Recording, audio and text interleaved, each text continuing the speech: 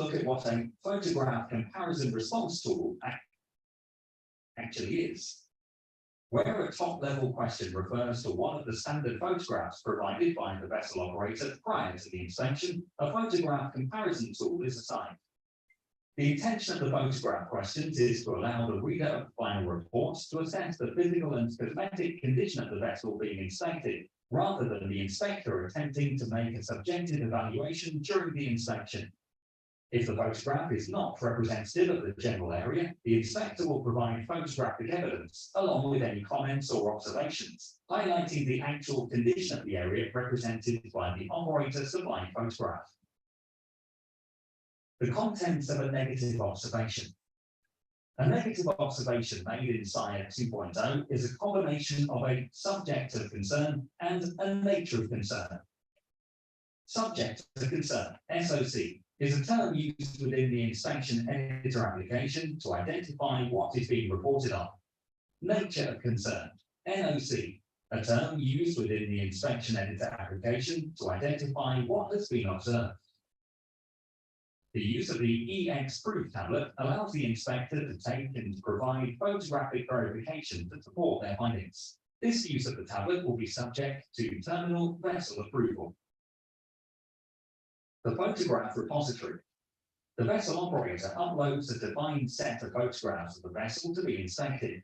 These will be used for condition verification by the inspector during the inspection and will be included in the final report for the information of the report recipient. Vessel certificates.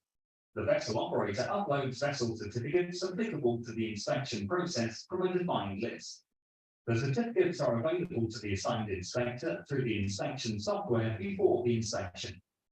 HVPQ, a questionnaire for documenting and communicating permanent and infrequently changing information about a vessel, its construction, outfitting, and certification. Information from the HVPQ is used to auto-populate some aspects of the inspection report and to manage the assignment of some questions. The crew matrix. The operator maintains a record of the officers and crew on board. This information is available to the inspector before the inspection. Pre-inspection questionnaire, PIQ, an online questionnaire completed by the vessel operator that provides information about the vessel and supplements the information provided in the Harmonized Vessel Particulars Questionnaire, HVPQ.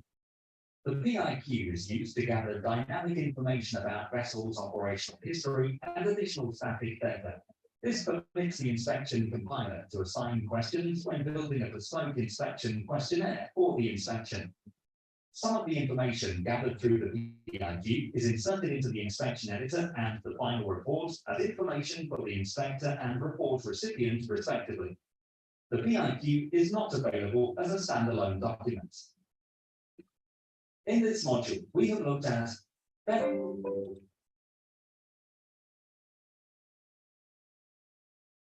Okay, so this is what they've just shown in the video. They've just shown in the video that the difference between VIQ 7 and SIRE 2.0, as I've been mentioning, VIQ 7 was more about yes and no, right? Now it will be depending on the question, it can be either yes or no, or it will be a graduated response. When it says graduated response, a response tool will be dropping down from the inspector's tablet because he's going to use an intrinsically safe tablet now to record everything. And the further guidance will be there, how he has to report into a question's answer. Okay. So basis the response that he is getting from the ship staff, it can be photographic evidence, or when he's taking an interview, how we are responding to it. That response tool, as he will keep on clicking, it will open up more windows for him to take a response in either a positive manner or a negative manner. So once it's a negative, it's being recorded as an observation. Okay. I'm gonna skip this video. No, this one is for just a second. Now I was saying all the questions here are risk-based, right? I think this video covers how OCMF went into creating those questions.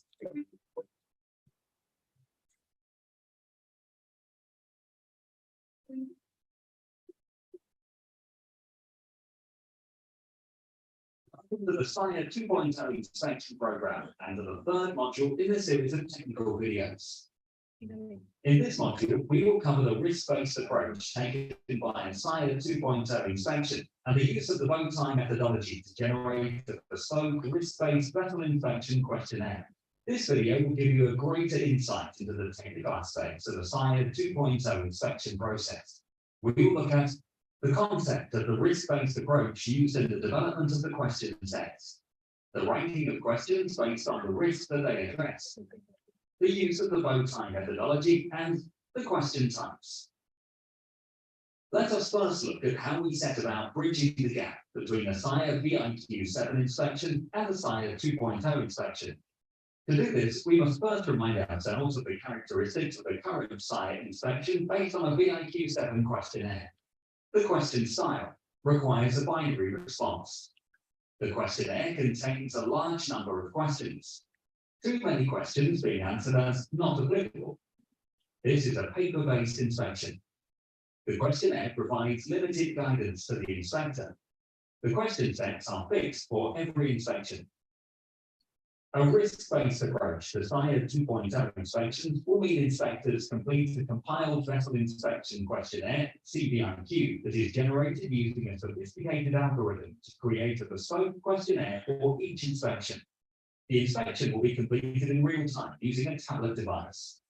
The key features of a SIRE 2.0 inspection are a tablet-based inspection, an enhanced question style, a unique inspection template, comprehensive inspector guidance provided with each question, a comprehensive observation reporting tool that includes graduated responses, and the provision of photographic content to support observations. So how will SIRE 2.0 with a risk-based approach enhance marine assurance processes? It will provide significantly improved data quality with a specific focus on processes, equipment, and people. More detailed, reliable, granular, focused, and comparable information.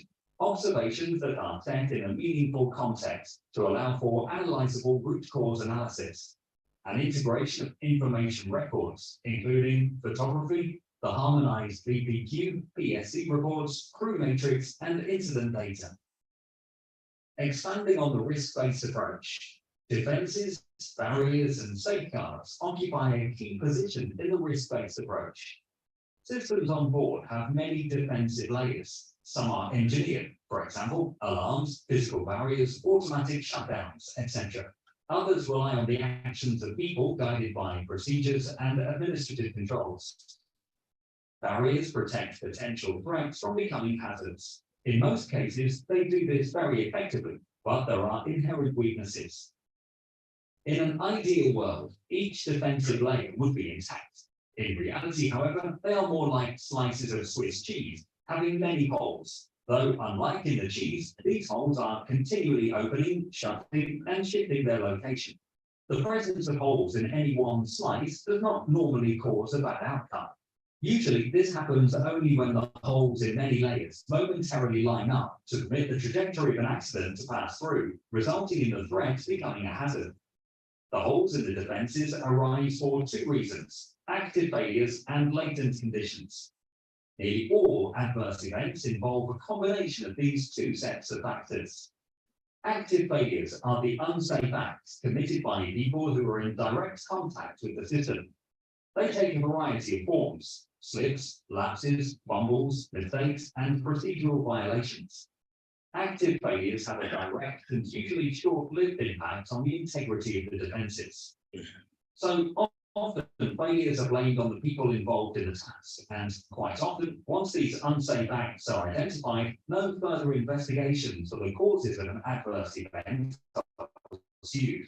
But virtually all such acts have a causal history that extends back in time and up through the levels of the system. Latent conditions are the inevitable resident weaknesses within the system, which exist as a result of decisions made by designers, builders, procedure writers, and top-level management. All such strategic decisions have the potential for introducing weaknesses into the system. Latent conditions have two kinds of adverse effects. They can translate into error-invoking conditions within the local workplace. For example, time pressure, understaffing, inadequate equipment, fatigue, and inexperience. And they can create long-lasting holes or weaknesses in the defences, untrustworthy alarms and indicators, unworkable procedures, design and construction deficiencies, etc. Latent conditions, as the term suggests, may lie dormant within the system for many years before they combine with active failures and local triggers to create an accident trajectory. Unlike active failures, whose specific forms are often hard to foresee, latent conditions can be identified and remedied before an adverse event occurs.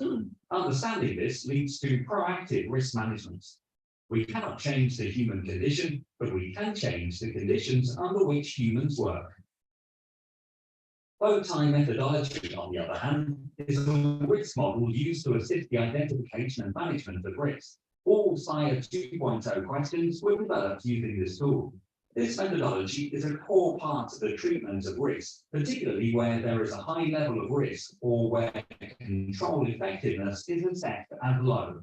A bow tie is a graphical depiction of pathways from the causes of an event or risk on the left to its consequences on the right, in a simple cause-consequence diagram, where the knot of the bow tie depicts the top event and is the point where the pathways converge and the mitigation pathways spread out. The focus of bow tie analysis is either on the barriers or controls depicted to the left-hand side of the knot, or the top event that impacts the likelihood of the event or circumstance, or on those on the right-hand side that address the mitigations of the consequences. It is used when assessing the completeness of controls to check that each pathway from cause to event and from event to consequence has effective controls. This enables factors that could cause controls to fail, including management systems failures, to be recognized. Ockham developed bow tie models for several areas of marine operations to assist in the identification of priority threats and barriers that would prevent loss of control of activities related to process, personal safety, or reputational issues. The inspection working group used bespoke bow tie software to map all activities identified with the loss of process safety within Ockham bow tie models on tanker, barge, and terminal operations. As we know, the focal point of a bow tie is the hazard, which is something that has the potential to cause harm or trigger an event. However, for that to happen, something must occur that allows the hazard to evolve and result in the events taking place. The example of a hazard shown is volatile hydrocarbons under pressure in a pipeline, and the event is the loss of containment. The threats could be pipeline failure due to external corrosion or overpressure due to thermal variation or upstream emergency shutdown, ESD, the consequences of which could be fire or explosion, personal injury, and/or environmental pollution. After identifying the hazard, the top events, the threats, and the consequences, preventative barriers can be identified. The process is repeated for the right-hand side of the bow tie, this time identifying controlling barriers to mitigate the consequences if the event was to occur. The focus of bow tie analysis is on the barriers depicted to the left-hand side of the knot that can change the likelihood of the event from occurring. These are proactive actions, or those on the right-hand side that can mitigate consequences after the event. This methodology allows the assessment of the completeness of barriers to ensure that each path from cause to event and events to consequence has effective control barriers, and that factors that could cause controls to fail, including management systems failures, are identified. The identification of areas of marine operations and the identification of priority threats and related barriers that would prevent loss of control of activities related to process safety, personal safety, and/or loss of reputation took approximately 2 years, with over 100 participants from the Ockham membership involved. Let's look at a marine-related example and the preventative barriers that can be put in place to minimize the risk of collisions, and groundings. So what are the preventative barriers that we can put in place to minimize the risk of collisions, and groundings? You can see that 6 barriers have been identified. So if we were using the Swiss cheese model, then in this example, there would be 6 slices of Swiss cheese or barriers. Let's now take the first barrier, which is maneuvering the vessel clear of danger. The barrier is described in detail, and in this case, it states the intent of this barrier is to ensure that the vessel is always able to maneuver clear of any threats or hazards. Just below the barrier description is a list of non-exhaustive barrier controls, such as what critical equipment and controls are in place to maneuver the vessel clear of danger. The main engine, steering gear, generators, exits, arbor, azimuth bearings, echo sounder, and anchor and windlass. These critical equipment and controls can be expanded into sub-barriers. Expanding on the navigational equipment, we get sub-barriers such as gyro error checks, use of passage plans, navigational audits, application of the rule of the road, effective lookout, use of tugs, UKC calculations, adhering to CPA, etc. So you can now see how the use of the Bowtie risk assessment method allows us to identify and expand on each threat barrier. The level of granular detail to which the identification of priority threats and the implementation of related barriers was taken can be seen in this graphic. Let's summarize what barriers are all about. They are pivotal in preventing a direct link from a threat to a top event, a direct link from the top event to the consequence if the top event was to occur. Okay, so this was just to help you understand. Sorry.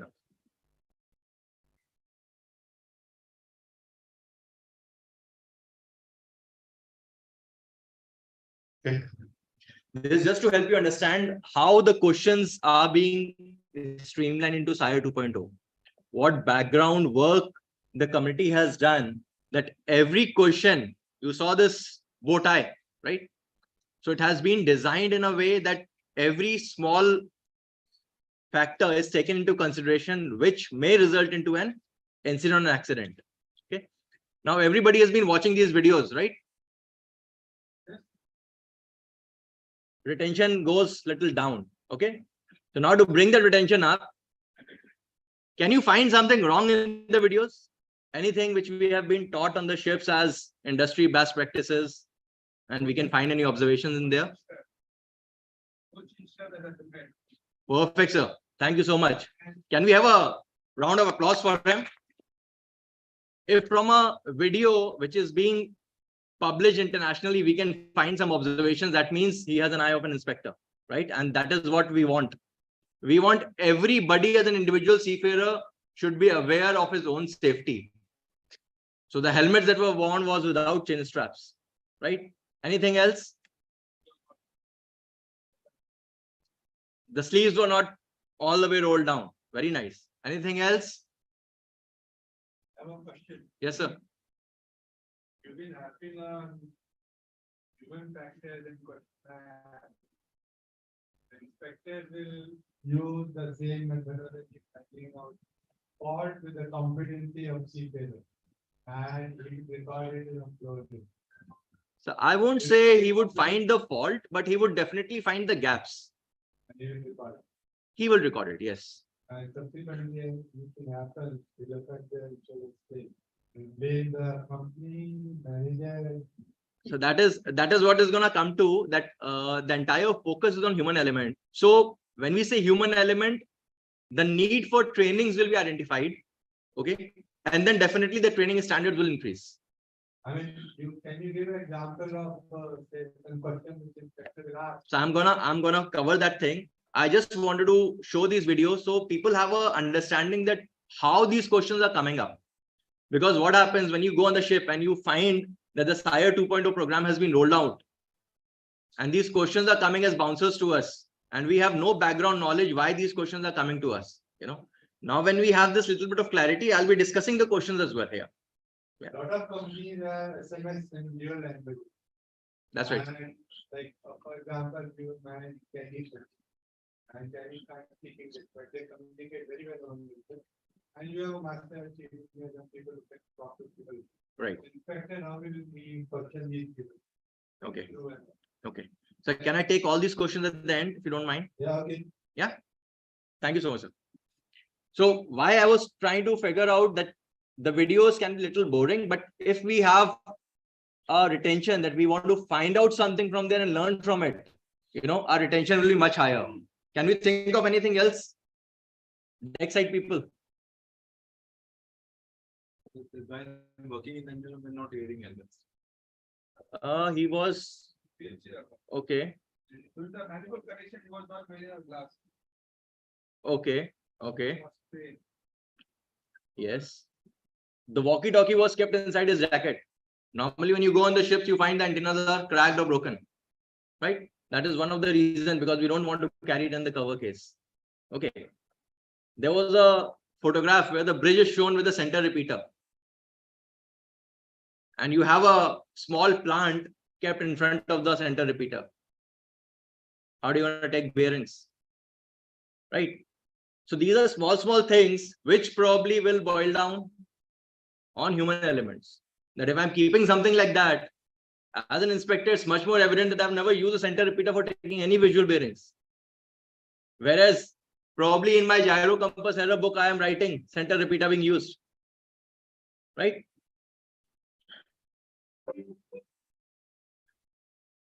Okay, so I'm not going to discuss on this. This is just how the Bowtie was developed. Okay, and how they have come on to the questions. Now I said the barriers are pivotal in preventing the direct link from a threat to top event. Okay, which is but obvious, clear. Should the identified event occur, preventing a direct link from the top event to the consequences, metallizing harm. So what can be the barriers? First barrier is your hardware, right? If your machinery is good, it's working fine, it is perfect. Your second is process. Now, ISM says the ship staff should be made aware, or we should have some instructions to guide people how to do things. So does a company has a process or procedure to guide you how to operate a machinery or how to use it? Okay. Just to give an example, say you have Navtex on board.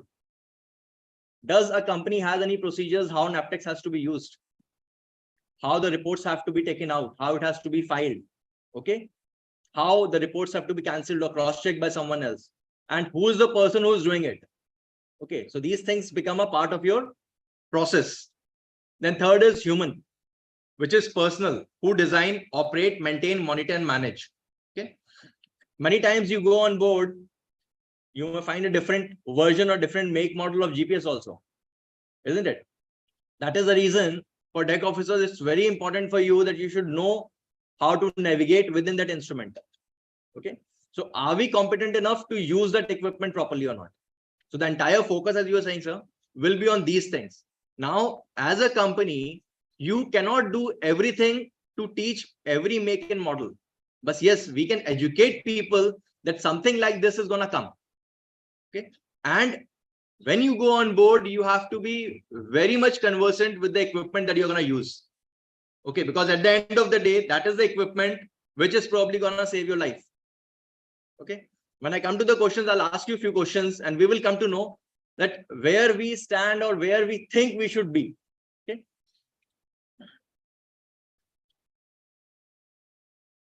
Hey. So OCM have developed these Bowtie models for several areas to assist in the identification of priority threats and barriers to prevent loss of control of process activities, personal safety activities, reputational issues. And meanwhile, the VIP inspection working group used the Bowtie software to map all activities related to the OCM of Bowties. Okay. So what they have done is they have identified different, as he has given you an example for elision grounding. Okay. So accordingly, they have identified different critical activities, and picking up one activity, they have further identified what can be a major risk or what can lead to a non-significant risk also. Okay. And basis which the questions have been designed into as score or rotational questions.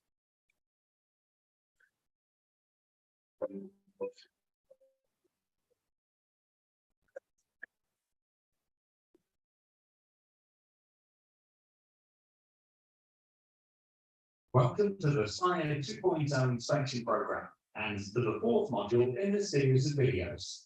In this module, we will talk about the different question types used in the SIRE 2.0 inspection process. These are core questions, rotational questions, conditional questions, campaign questions. All questions are being ranked against risk using Occam's Bowtie risk analysis to ensure proper emphasis is placed on critical barriers and activities during the inspection process. Core questions. These questions address barriers that protect critical activities and will appear in every CVIQ. Rotational questions. These questions address barriers that protect priority activities and are further categorized into two subcategories. These questions are rotated through subsequent inspections. Conditional questions. These questions are generated on the basis of information provided by the operator through the PIQ and the HVPQ and help assess an operator's level of attainment against their TMSA declarations.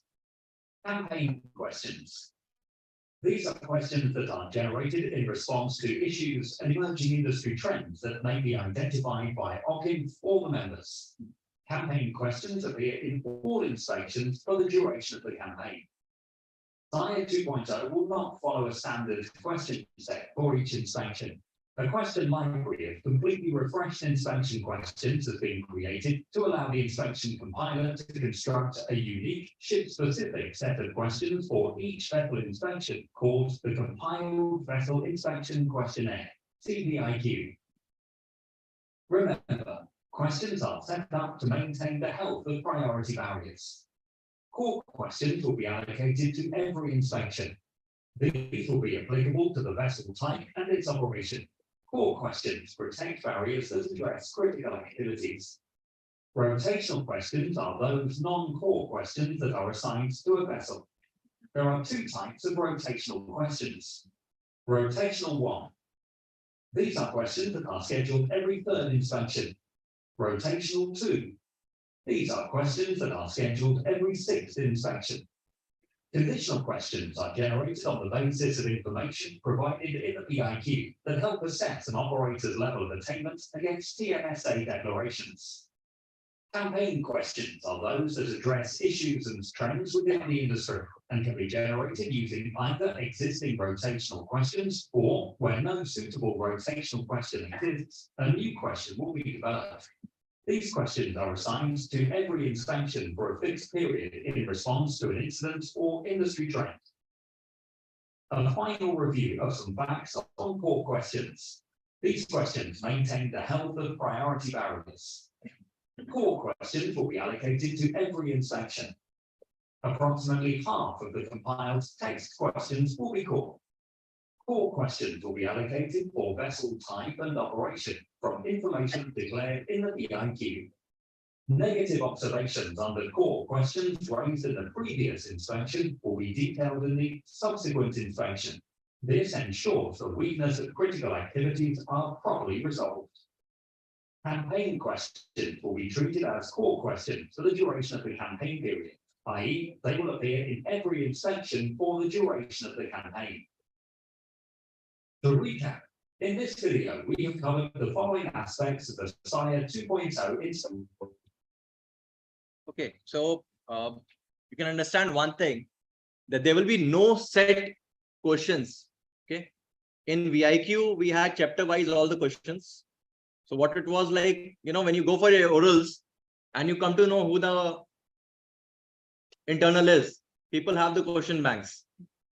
And we had a habit of only learning what he's going to ask or what his favorite is. So that thing is going to change now. Now, depending on the input that we are giving, like we are doing a pre-information questionnaire. So basis the pre-information questionnaire, your HVPQ, your last PSC report, okay, even your last SIRE reports, because normally what happens many times, okay, I would not say all, but there are many managers who may just upload something to close an observation, okay, and even the shipper staff doesn't know what was the closeout remark. And if you're lucky, in the next inspection, that is not covered. But now, basis those things, in CVIQ, all these CVIQ is a compiler of VIQ questions. Okay, so in CVIQ, these questions will get covered. So it will give you a prompt to the inspector that this needs to be cross-checked. Now we all know if there is a non-conformance and it's a repeated non-conformance, then what it becomes? It's a major non-conformance, right? So it will be similar on that ground. So then they can actually set a trend how the managers or the companies are working. So this process will be much more stringent, and even the inspector doesn't know till the time he gets a notification that this vessel he has to go and inspect. So he has no clue what questions is going to come in his tablet. So before he boards, he will be able to read all these things, PVIQ, HVPQ, whatever photographs we are submitting, he can review all those things. And the day he is probably boarding, he will get all these things in his tablet. Okay. So he will go through all these questions, and basis this also, even the questions that he has to ask or interview, that will also get into the tablet. Okay. So I said, total there are 385 questions. Core will have somewhere around 101. So core is one which is all ships will be having. Rotational 284. Rotational, now again they have demarcated into rotational 1, rotational 2. Okay. Rotational 1 will be every 3 to 4 months, and rotational 2 will be every 6 months. Okay. Then they have questions on hardware somewhere around 228, on the process 326, on human 300, and TMSA KPI about 300 questions. So again, sir, as I said, if the company is not TMSA compliant, how do they answer these 300 questions? No? They have access to all the questions. Yeah, we have. I'll show you. It's there in the OCMF website, so you can easily download it. In fact, it is there in OCMF since January 2022.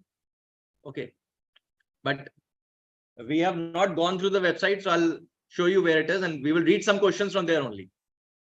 So these questions, core is the questions which focus more on the risk that may lead to direct or severe or catastrophic events, whereas rotational, these questions focus on risk that may lead to indirectly to severe or catastrophic events. Then core question set will appear on all SIRE-2 inspections, rotational at intervals, and SIRE 2.0 inspector will examine, review hardware, process, and human factors aspect for each question on the CVIQ. Okay. And the best part, right now as companies, we have a KPI, right? Anybody can tell me what is the KPI of your company for observations in CVIQ?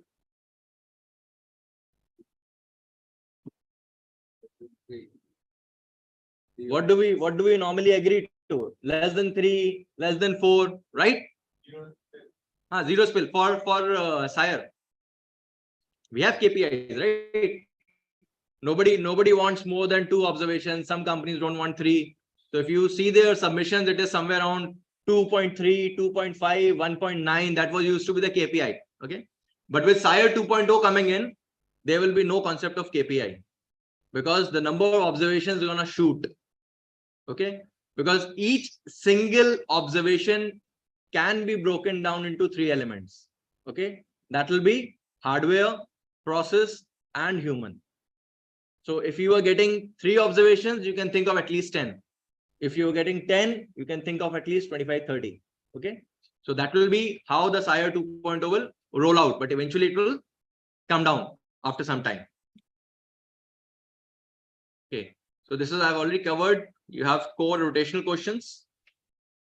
Then, as I said, rotational questions will have 2 allocations. Rotational 1 question will be allocated a frequency of 3rd or 4th month, and rotational 2 will be on 6th month.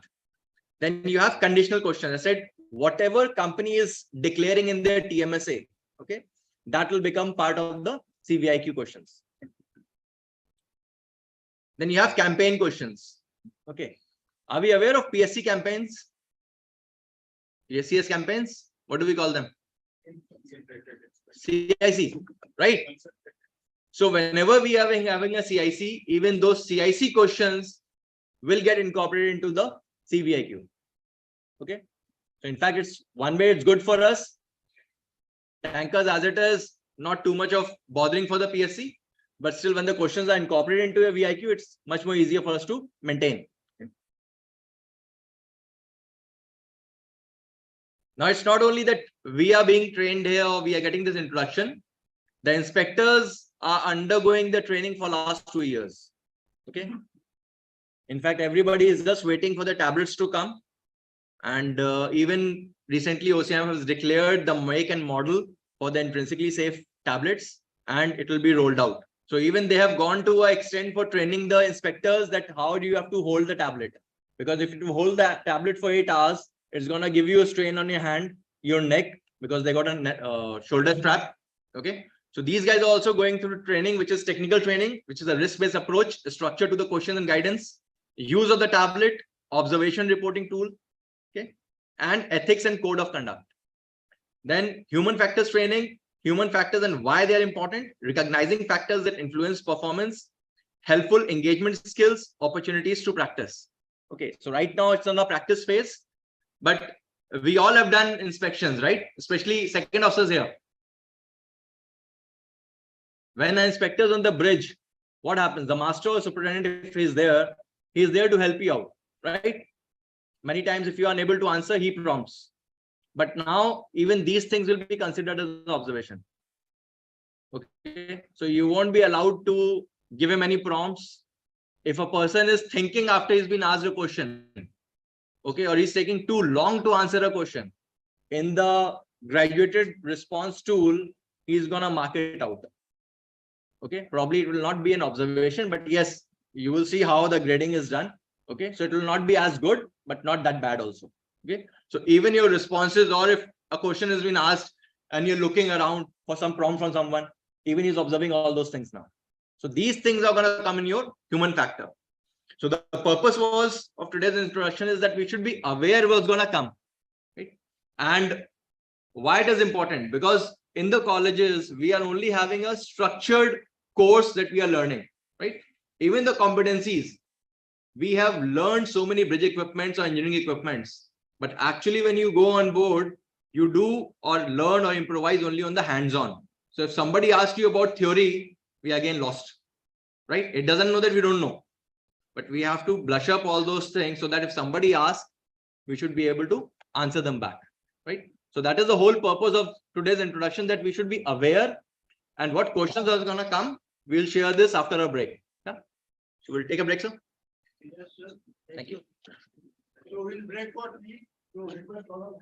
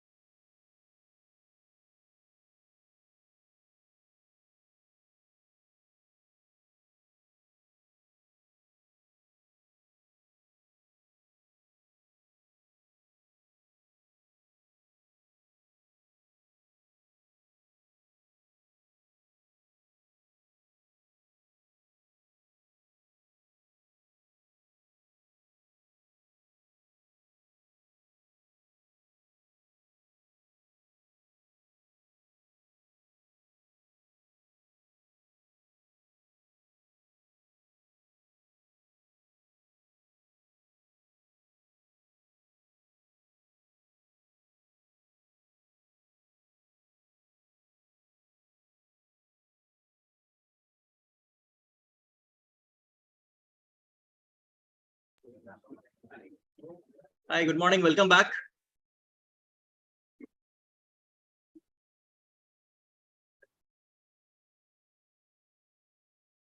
So as we were discussing, what changes will SIRE 2.0 bring for us, right? So findings will increase. As just mentioned, it's going to be threefold. Managers and owners approach. So SIRE vetting inspection need to change by nature of how the vetting closing out meeting discussion will take place now. Because all this while, what was happening? During rounds, if the inspector was finding somewhere around 10-15 major, minor observations, during closing, it used to take half an hour to negotiate, right? So now this negotiation business is going to stop once for all.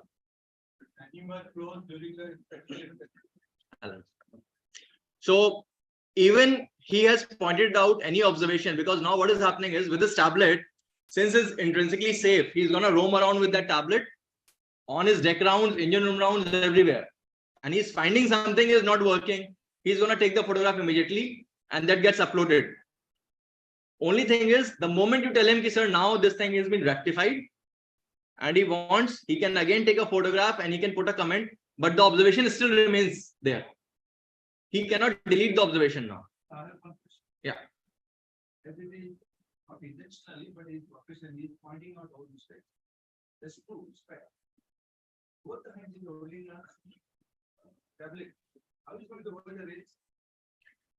Okay. Sir, as I said, even the inspectors, they have a proper training schedule that while he's going up and down, definitely he's going to have 3-point contact. He's not going to use it. They will be getting a tablet with a sling. And even they have guidelines, just to let you know, that tablet, they cannot hang it in the front because the pressure comes in your neck. So the tablet has to be at the back. So they are undergoing all the training. So don't worry. OCMF will make sure that the inspector's safety is of paramount. Why I'm saying this? Yeah. One of my ships, chief officer was hanging the torch. He said, this is unsafe. It can get stuck into the rail and you can fall down. So he told us, better you use that, either headlines or something. So we can also tell him, no, it is unsafe for his health. True. But that is the reason they have already been told. If you go to the OCM website, the guidelines for them also is out there in PDF. Okay. If you will have time, I've already downloaded all these things for our knowledge. So they have been taught that like that only. So it doesn't hang, it doesn't get entangled anywhere. Okay. So what he has been telling us is from his experience. Probably it would have happened with someone. And we all learn from somebody else's mistake because we don't want to have the same mistake on our own and then learn. Right. So that thing will be taken care of. Okay. Then clearance delays. Now, as number of observations will increase, so definitely even the oil majors vetting team will take more time to scrutinize those observations and then clear the vessel. Okay. Then more robust questioning of crew. Now, how many people are here from chemical tankers? Right? CDI have done. They were asking questions. The same thing is going to come for oil tankers now. All this while oil tanker guys was safe. Okay. Now this thing will start off. And in the CVIQ only, in the start of the inspection, he's going to tell which officer is going to accompany him for which rounds, which officers they're going to question. So we have to be prepared for that. And that was the reason I said, now when we have this introduction, you should be more paying attention during your competency classes. Okay, whatever doubts regarding machines are there, this is the best time that you clear those doubts. Okay, so that when he asks you some questions, you should be in a state to answer him in a nice way. Okay. Then oil majors need to redesign their screening criteria and minimum safety criteria, because even for the oil majors, their safety criteria was designed as per VIQ 7. Now, since number of questions will increase, number of observations will increase, so definitely they have to also work to redesign. Okay. Then increase administrative burden. Now this is for the shore staff, because PIQ is your pre-information questionnaire. Okay. So this will take around 2 hours, 40 minutes to precise to upload all your certificates. Then we are doing a duplication here. Information is going in your HPPQ also, in your PSC incident repository also. then representative photos of to accurately reflect vessel, otherwise an observation will be raised. So people who have done remote SIRE, okay, we were uploading our photographs. What was the benefit out there in remote SIRE? Huh? Freshly painted photographs were sent. Okay. Or we were just painting that particular area and it was sent. Now, if we do that, and when he comes on board, his questions are based on the feed that we have put into the system. So in the example, if you have seen the video, they were showing from the bow, very nicely painted ship. But now he's approaching to an SBM on a boat and he says all scratch marks. So that is not a correct picture. So that will raise an observation for us. Okay. So we have to put in the actual photographs into the photo repository. Okay. Then familiarization with SIRE 2.0 question set library. Very comprehensive, about 1400 pages. Okay. So to run through all those pages is going to take us time, even for the seafarers, because as a seafarer, we should also know what's going to in store for us. Okay. So everything is available. Only thing is I'll guide you from where to find it out. Or if you have access to the OCM website, you can easily go, if you know how to do it. Okay. Then full transparency on defects, incidents, expected danger of prudent operators being penalized. Okay. So I said, whatever observation he's going to give, he's going to give you with objective evidence. So tomorrow, when we are closing out, we can't say, no, this wasn't our ship. Okay. Or the inspector's understanding was different. Okay? Because he's only giving you objective. Then expected increase in numbers of observations, said focus on the human element. So now emphasis is seen to be on conducting crew interview of all lower rank interviews on company procedures on the operation of equipment, machinery, example in closed space entry procedures. Okay. Now, who got off the ship last month here? Okay. So you have enclosed space procedures. If you don't mind, can I just ask you just for everybody's thing? Any changes has been done in your enclosed space checklist recently or last 6 months, last 1 year? Okay. Sir, how about you in your company, Atlantis? Okay. See, what is happening is SGOT 6 came in, and as per SGOT 6, we normally used to check the gas, right? And then we used to make an entry. Okay. Now SGOT 6, when it came up with a thing that we are supposed to do a pre-entry or pre-entry checks. In that, we are supposed to send 2 people with EBD inside. Okay. When you're sending these 2 people inside, because when we are checking gas, we are always checking from top, and we all know we can have gas pockets, right? So you're supposed to go down. These 2 people are supposed to go down, take a round, check the gases in all the parts. EBD you are carrying so that in case you encounter a gas pocket, you can immediately wear and come out. Once these 2 people have confirmed, yes, the tank is completely gas free, then you can start sending your crew for whatever inspection or cleaning. Or even if these 2 people are going to do the inspection, then they can continue. Okay. Now coming to that level, the inspector is only going to ask a question to a mate or to a crew to ascertain that are you carrying an EBD when you're going inside the tank? And he says no. Or even for the mate that matter, if the company has not brought in this thing from SGOT 6, you have an observation there. Okay. So these things will come into human element. Now, human element because the crew is not taking it. Now, second thing, why the crew is not taking it? Because there is no process. Okay. Process is not enforced because the company is not aware of it. Right. Or he would not say company not aware, it was not part of the SMS. So you have another observation. Then he may randomly ask you for the EBD. And he finds that the pressure is also low. So from 1 point sitting, he can give you 3 observations immediately. See, that is the reason he's putting an observation so that we can improve. Right. Why I'm sharing this example is because when we are going on board, there are many companies where this procedure is not there. So when we train the staff, we want people to be aware of the industry standards. So then we can improve. Every inspection, let's be one thing very clear in our mind. Any inspection that happens is for our own benefit. Okay. It pinches us when we get an observation because we are human, right? Somebody tells me, Saurabh, you're not wearing a tie today. It may pinch me. But if you tell me that wearing a tie, it's for my own safety, Do you think in the long run it should pinch me? No. If something is talking about my own safety, I should appreciate with both open hands, you know. So that is exactly the inspections are for. Okay. So you mean to say, being on a chemical tanker, you have to get into the tanks on a very different basis. So this procedure has to be maintained, like the person being inside the tank with the EBD, then coming up, then again we are going to say if we are doing a tankering operation, at least we have to go in one tank twice or thrice. We have 20 tanks. So we have to do this procedure always. See, thing is, normally for your squeezy, when you go down, you will have what, 4 people, right? Oh, yeah, 4 to 6. Okay. Now the 2 team leaders who want to go in inside, because as a mate also he would love to go inside first. He is the one who's responsible to check the gas. So he doesn't have to wear the EBD. He just carries the EBD with him. Okay. And he goes down, he checks the gas is okay. There is no gas. It's completely gas free. Then you send the entire crew. It's going to take you what? Another 5-10 minutes more. Right. But then this is as per guidelines from ISGOT 6. Okay. So SIRE 2.0 allows for multiple negative observations under the same questions. I'll just give an example for that, right? So what is the biggest change? Biggest change is inspector's interpretation, right? How he interprets the question. So for that, their training has been carried out, but still it is going to happen that interpretation will keep on changing person to person.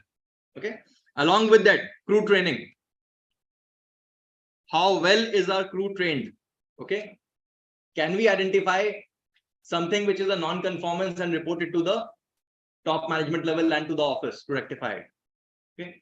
Because when I was sailing, I have been always telling my crew that they are the eyes and ear for the ship.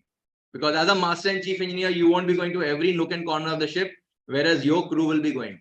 So if we train those guys from the grassroots level, it makes our life easier. Okay. Then human element. Everything will boil down to human element. Okay. When we say crew training or inspector's interpretation for that matter, everything is human element. Now, these are few things which is for the companies, but it's for you all to know because these changes will be coming in the SMS.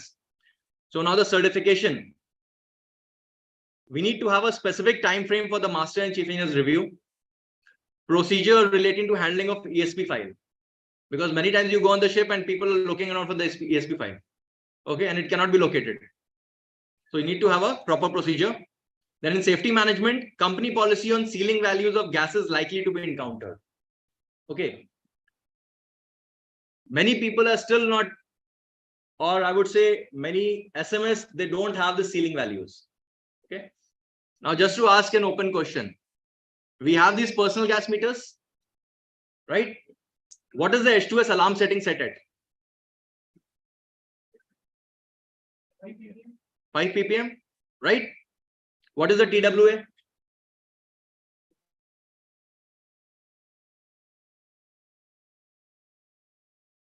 We are filling it up in closed space checklist, right? That goes in auto. 5 ppm and carbon monoxide.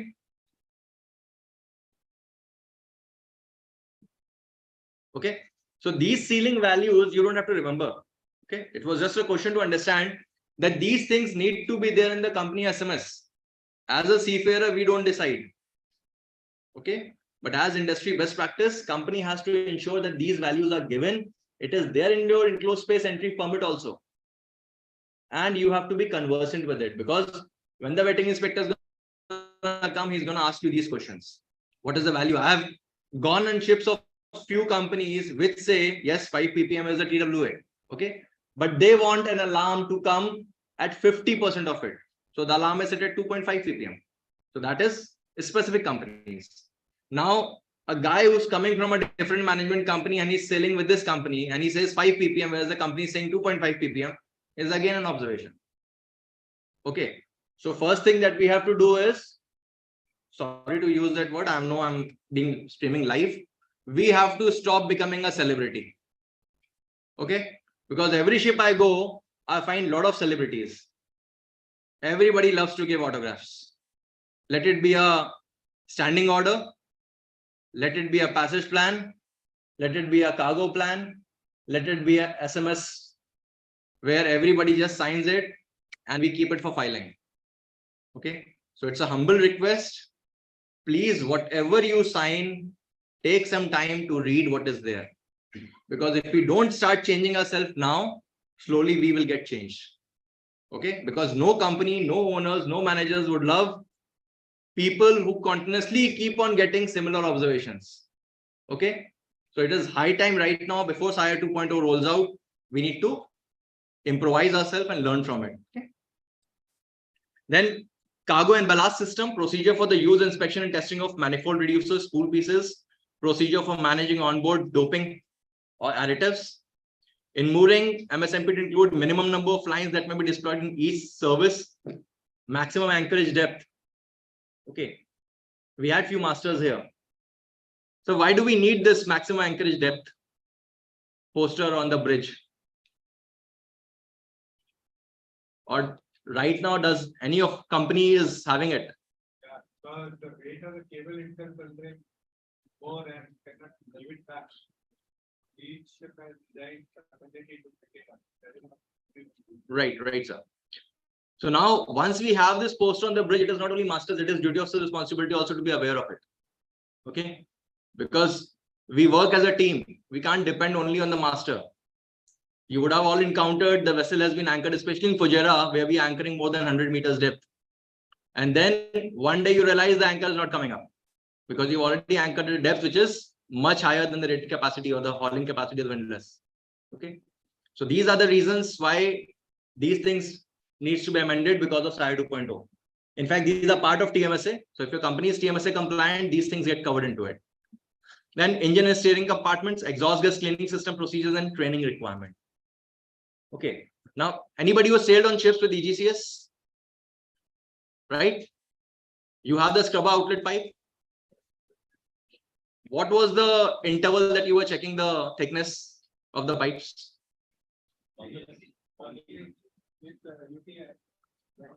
Sir, nothing.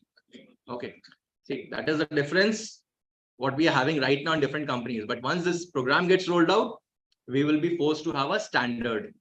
Okay, now why is it required? Why do we need to check it? Because of failures in the industry. Come again, sir? So these overboard pipes have failed a lot in the industry. So that's, yes, that's a good question. In fact, answer I would say, but we have to understand on a personal point that what happens if you get a hole on a scrubber line which doesn't have a wall from the sea chest? What's going to happen? Flooding of engine room. Whose life at stake? Ours. So who should be concerned? As a seafarer, we should be concerned, or the company should be concerned, or the inspector should be concerned. Right. So we have to start thinking on those lines. We are working on ships where something can happen. And SIRE 2.0 is exactly bringing all these things so that we start thinking and we improve our own safety. Okay, I have seen where the SMS is there, company has set procedures, still the engineers were not aware that they need to check all these things. Equipment was there. Now, as you said, you can have a thickness measuring equipment, right? But are we trained how to use it? That will be another question. Because providing equipment doesn't fulfill that you are trained to use it. Right? So you should have those trainings. It can be ashore or it can be on board. Okay. But again, the training should not be on paper. Because many times we do many of the trainings only on paper. Okay.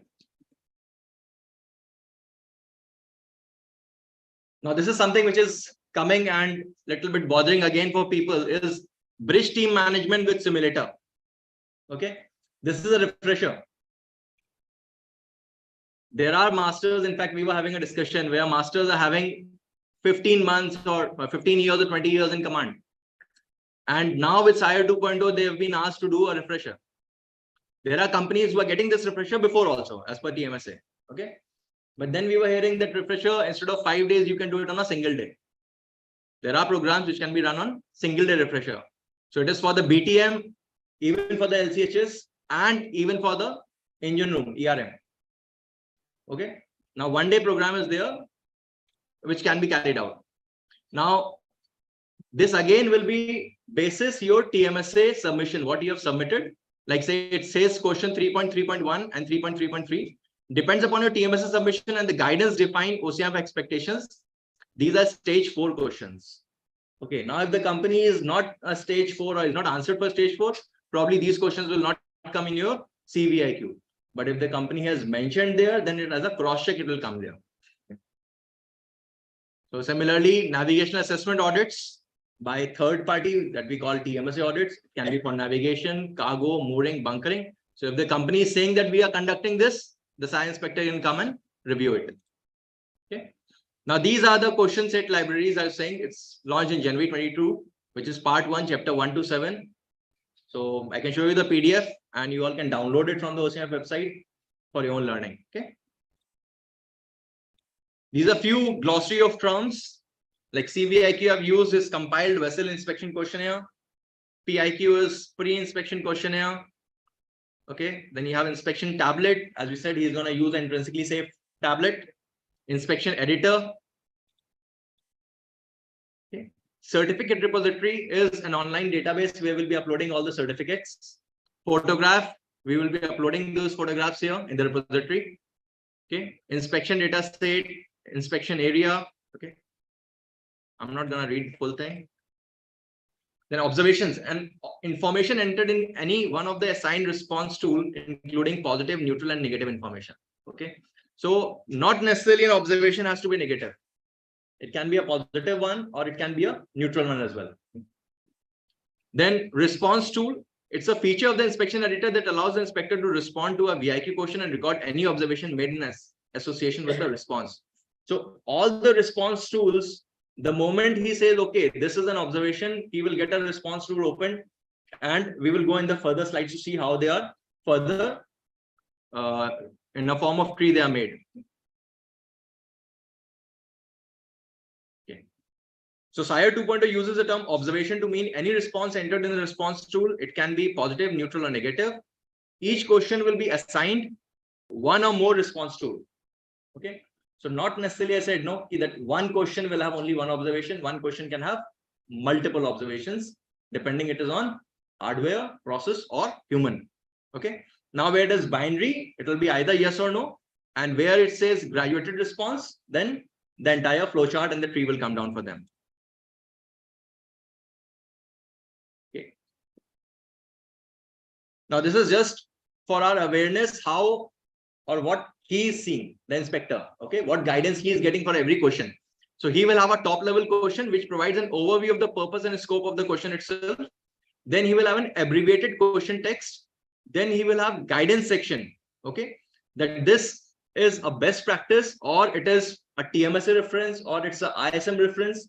He will get those things in the question in his tablet. Then suggested inspector action, what he's supposed to do, what he's supposed to ask us. Okay, everything will be given in his tablet and then expected evidence.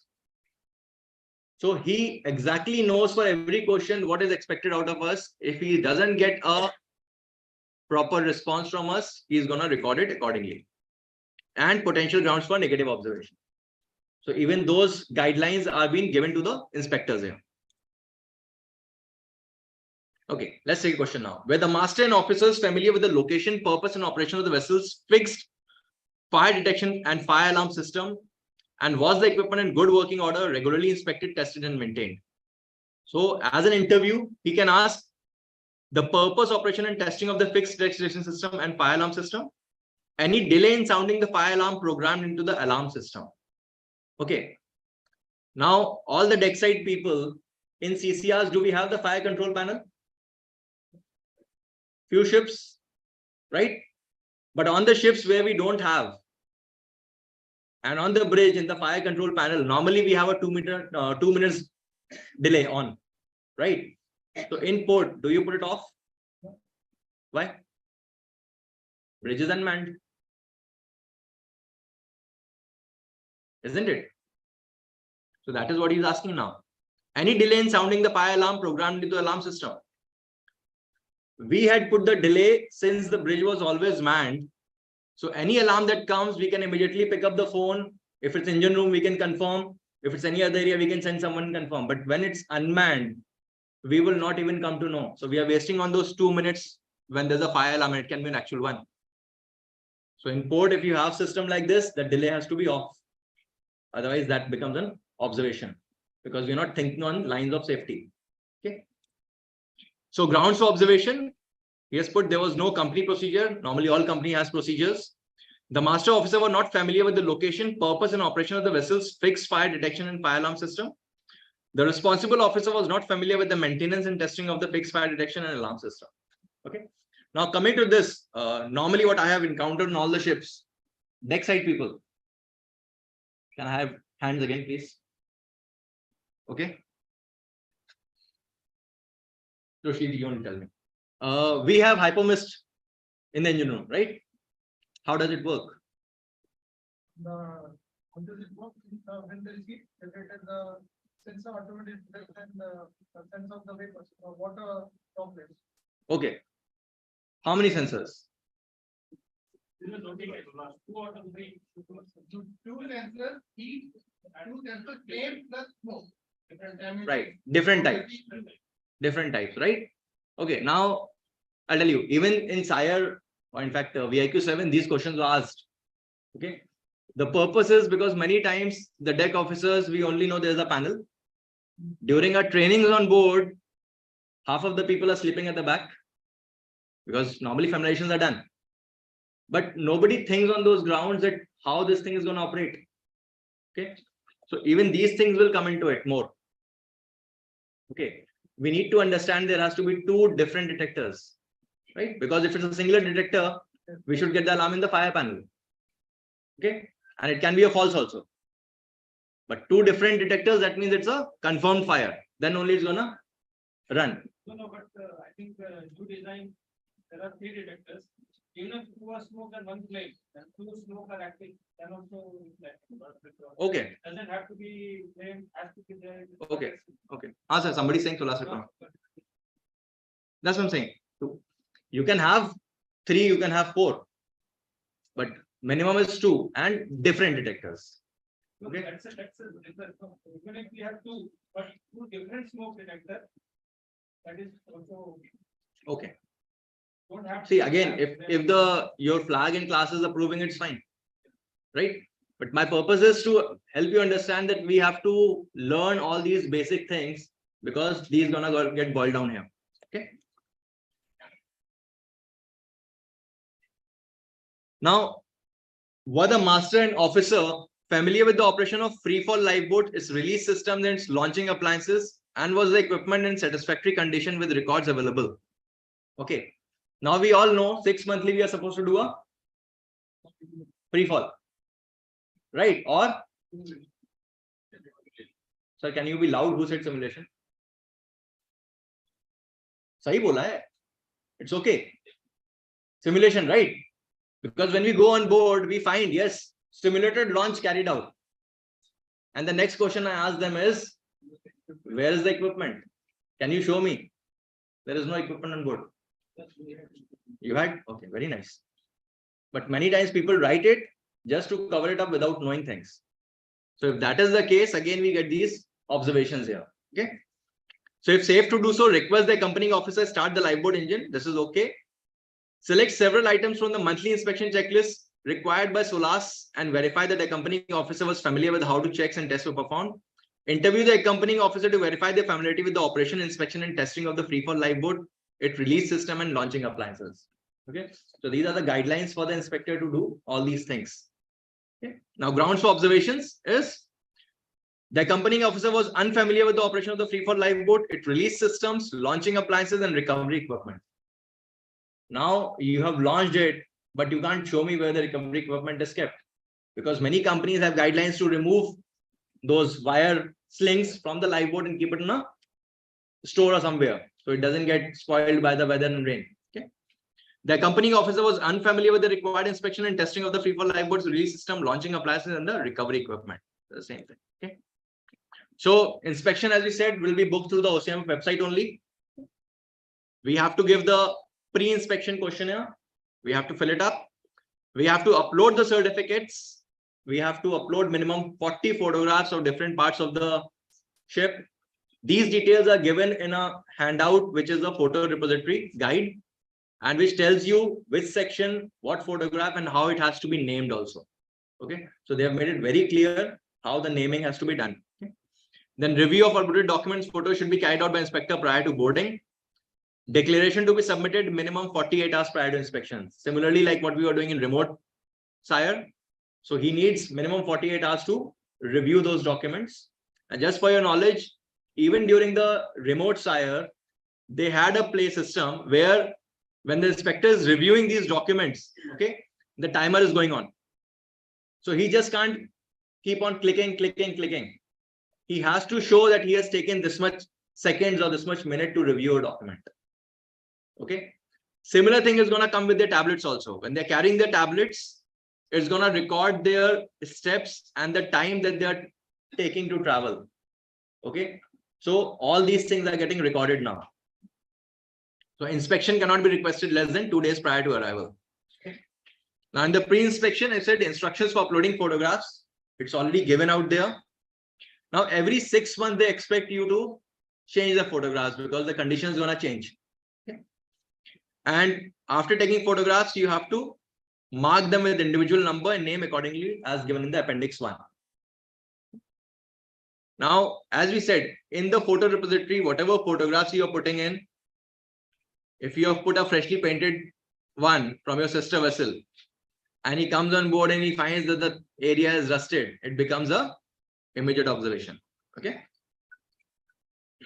So this is just for your reference that for all types of ships, there are 34 areas that they have designed. Okay. For crude oil, there are additional 4 areas, LPG additional 4, LPG refrigerated additional 4, LNG 4, LNG MOS 4, and shuttle tankers additionally 7 areas. Okay, so these are the photographs that we have to keep on uploading there.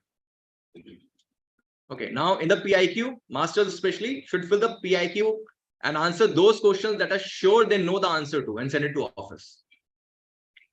If you don't know the answer, you can easily write I don't know. Okay, because in case you're not 100% sure what to answer to some of the questions, please do not answer, leave that question unanswered and write we do not know the answer or we are not sure what is requested.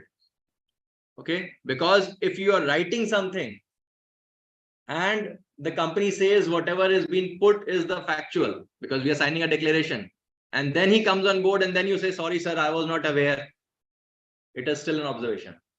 Okay, so you have to be very transparent from the very day, first day, that this is the thing. Like for example, it says, has a dynamic navigational assessment been conducted by a third party contractor during preceding 12 months? Now, the moment we ask this thing, maximum companies where our friends are, we ask them the same question. They say, yes, we are doing it. Okay, but they're doing it in-house. Their own internal auditors are doing, but this is a requirement for TMSA. Okay, which requires a third party to do it, because a third eye is always better than an in-house eye. Okay. So it should be answered as no, but if you have put as yes and you cannot show an objective evidence to him or the reports, it goes on observation. Okay. So key changes, you have to upload vessel certificates, document and photo review carried out by the inspector prior to boarding, declaration to be submitted 48 hours in advance. Okay. As I said, CVIQ is being compiled based on the submitted information that we are submitting either from the ship or from the office. And CVIQ is unique, ship specific, tailored made questionnaire. So if one set of question has come on one of your ship, okay, not necessarily same questions are gonna go on your other ship, because your trading area will change, your age will change, right? And probably I feel that depending on where the ship has been constructed also, the questions may change. Okay.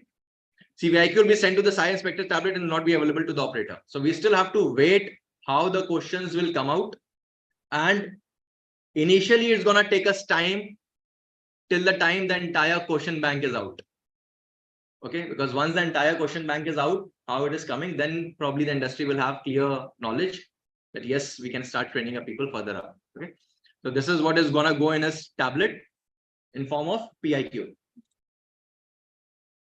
So the CVIQ have around 200 questions categorized into 3 categories, which we have already seen as core, rotational, and conditional, and campaign. Okay. Okay. Now, what is the scope and format of inspection? The inspector should advise the master whether the inspection will be conducted on a tablet-based inspection, a partial paper-based inspection, or full paper-based inspection. Okay.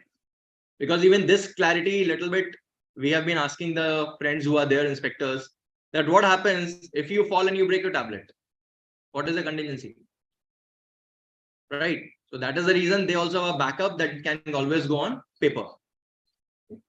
So the inspector should advise the master during the opening meeting of any restrictions on the use of tablet or camera imposed by port or terminal regulation, or even if it's there as per your SMS. If the company doesn't want a camera or tablet to be on exposed deck or open decks, you can always share that with the inspector then and there. Okay. He will also let you know when the camera is activated or deactivated for the inspection. The master should advise the inspection on any documented restrictions the vessel's SMS, as said. Okay? And any use on the any restriction on the use of tablet and camera should be noted. Okay, so on the ship you have to record this thing if you are putting any use or restrictions. Along with this, SIRE has given clear guidelines to them that apart from this intrinsically safe tablet they are allowed, they cannot use any other intrinsically safe mobile or camera on deck to take photographs. Any photographs that has to be taken has to be within this tablet only. Okay. So the order of inspection, he would identify the expected officers and he will let us know, that who will be accompanying him, and accordingly the CVIQ will have the questions for them. Okay. Now we all know every company, we maintain a defect list, right? So what used to happen? We used to show the defect list to the inspectors, or before his inspection, all defect lists were closed in the PMS, right? But now it has to be more transparent. We have to tell him that yes, these defects are available on the ship and this is the corrective action that we are taking. Okay. Now, once he sees that your mitigating actions that you have documented are good enough, okay, the observation will not be raised. But if you fail to declare all these defects and then he finds these defects, and then you try to tell him, because this is what has happened all the while, that we try to hide, and if he finds it, then we say, sir, RA bhi hai. You see, we have raised requisition also. Okay, the technician is attending next port of call. We have the mail also, and we try to negotiate. So now those things are not going to work. It's going to still record as an observation because we were given a fair chance to declare what is not working and what is the corrective action that we have. Okay.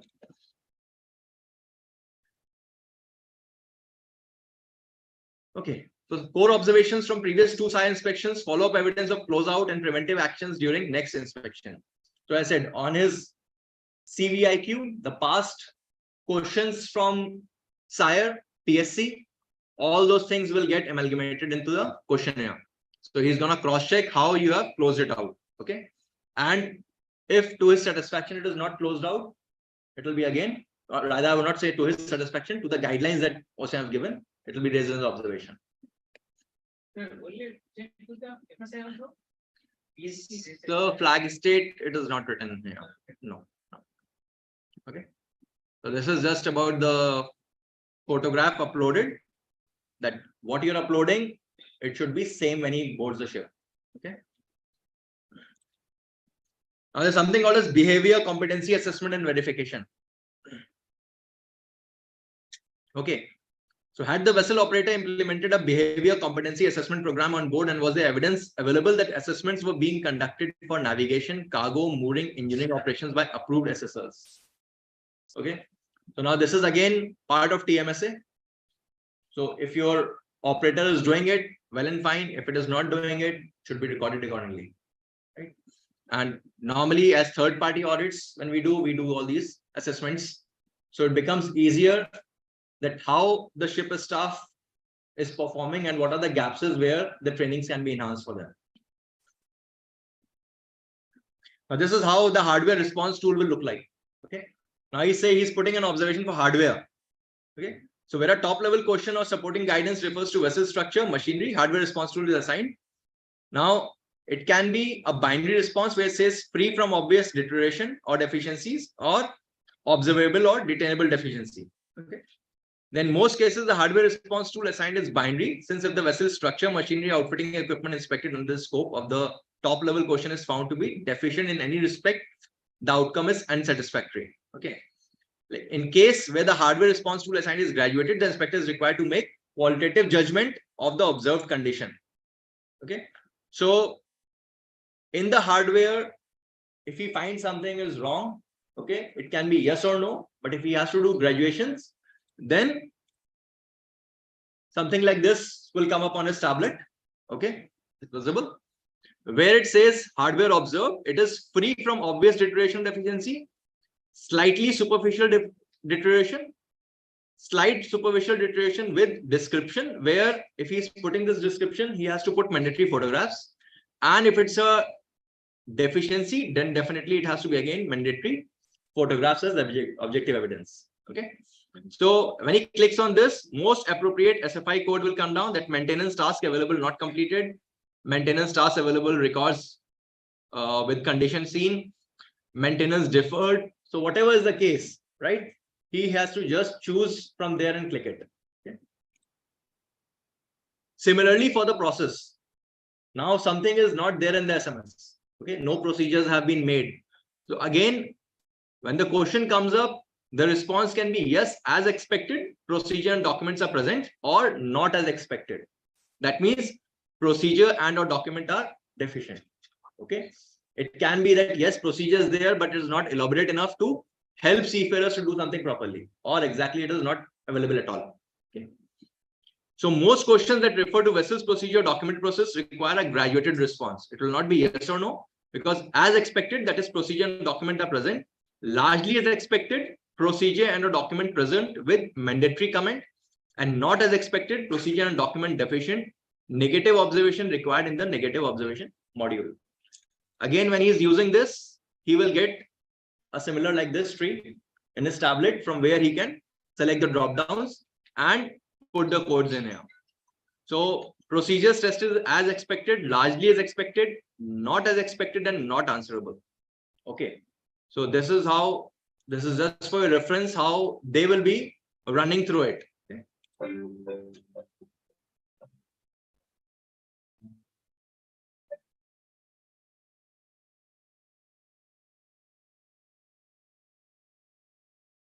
Thanks for taking the time to watch this video, the all-crew briefing on human factors in vessel inspections. In the next few minutes, we'll talk about why we inspect vessels, how vessel inspection has changed, what human factors look like on a vessel, and what to expect from an inspection. Why do we inspect vessels? There are many good reasons, but most importantly, we inspect because we care about the safety of you, the crew. We know that shipping is a difficult and fast-moving place to work. We rely on you to make things work and keep the vessel safe. We care about our planet and don't want our operations to harm the world we share.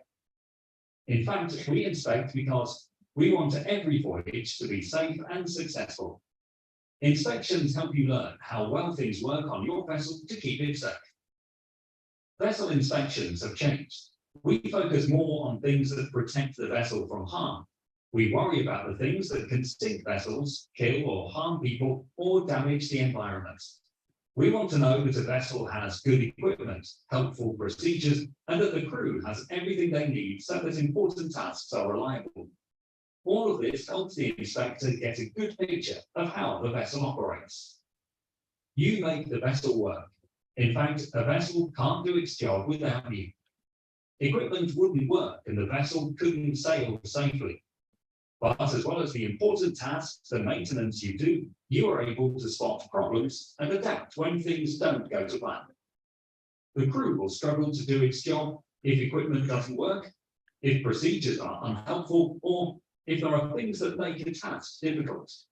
In human factors, we aim to fix these things to help you do the job. People make things work on a vessel. You may have a task that helps protect the vessel. It might be something you have to watch for, or a piece of equipment you operate or maintain, or something else. Imagine that your job is to fill this tank without it overflowing. You have to read the level in the tank and then close the valve when the tank is full. In this example, there are three important parts that have to work together: the equipment, the procedure that gives the instructions, and the person. If we take the person away, the tank overfills. Here, the person is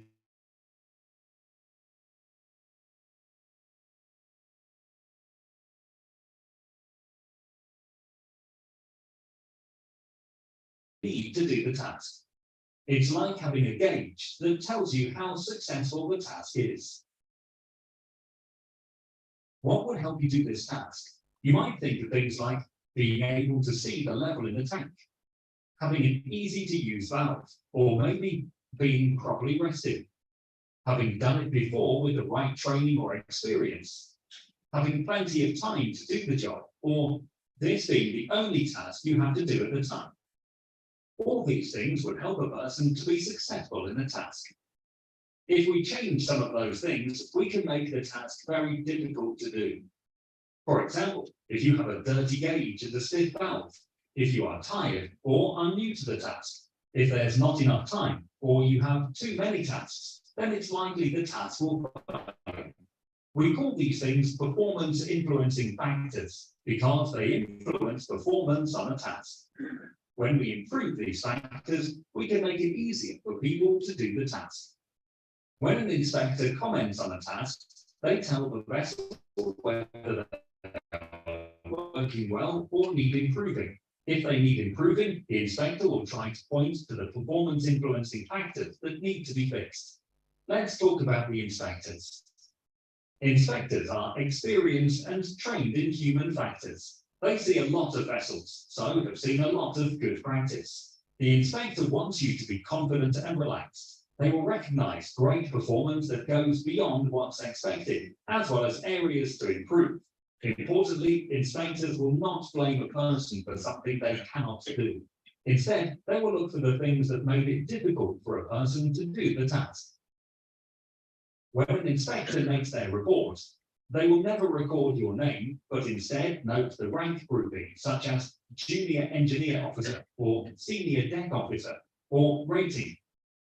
An inspector will report what needs to improve and things that make a task hard to do, and will often say what is working really well. What will the inspector do?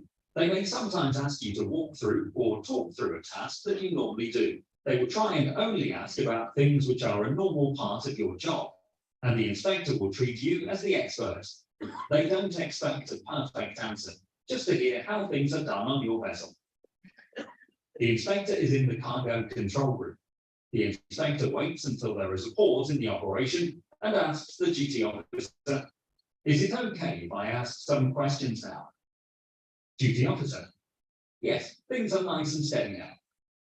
Inspector, do you have a procedure that references the ISGOT shore safety checklist?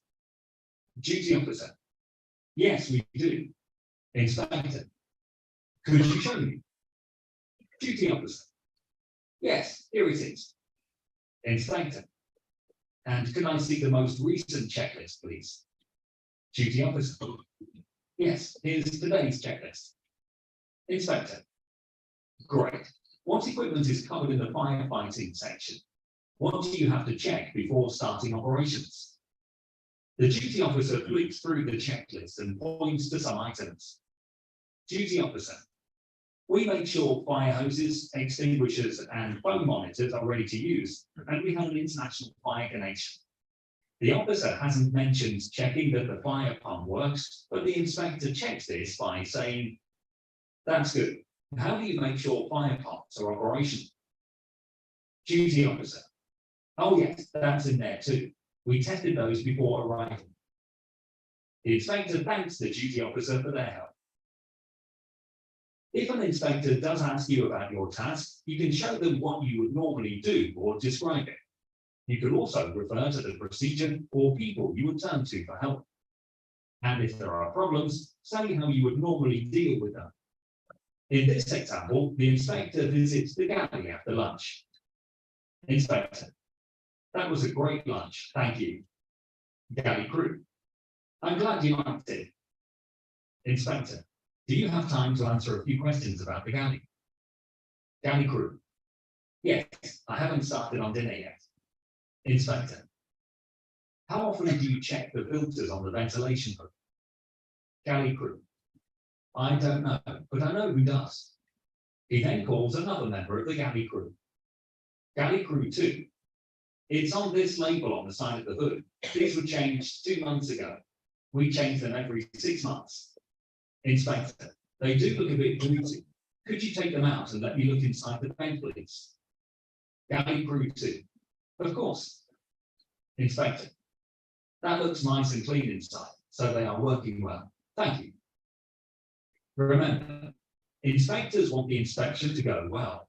They will be patient, giving you time to think or answer any questions. Just ask if there is something you don't understand, and the inspector will explain his question or what he needs to see. You can have another try at any question if you need to. And remember that inspectors are happy to record the many good things on a vessel, as well as things that could be improved. In this short video, we've looked at why we inspect. Okay, so they gave an example of a ship show safety checklist, right? It was a very easy example that they gave. Right now, what the inspectors, since they are also undergoing training, they are asking the junior officers if they are putting tick for the repetitive checks, how are they verifying that check? Okay, like say you have for bonding, okay, between the manifolds and the hose. So what is the method that has been used? And it happened recently, I'm going to share, this happened on board, where a third officer was asked, he has been putting tick for a repetitive check, that the bonding is checked, and the chief officer in the remarks, he has put insulating flanges in place. Okay. And actually, the vessel was supplied with the bonding wire by the terminal.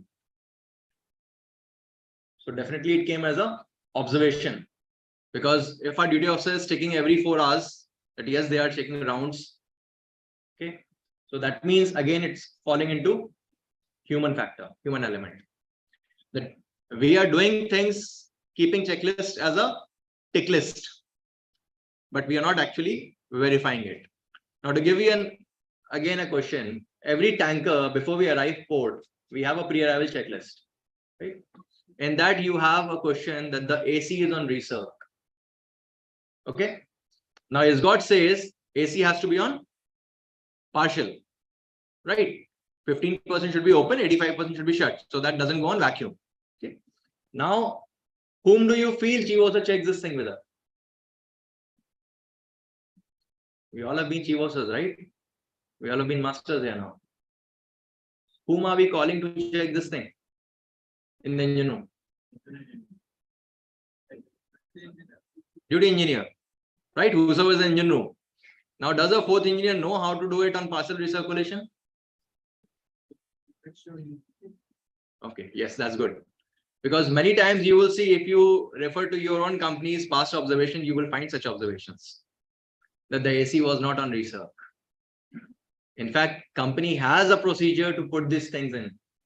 But again, the human element comes in, that either we feel shy in calling down engine room and asking them to please reconfirm, because that has to be a normal practice, that we call them up and we tell them, once you've done it, give us a call back as a confirmation, then only I'm going to put a tick here.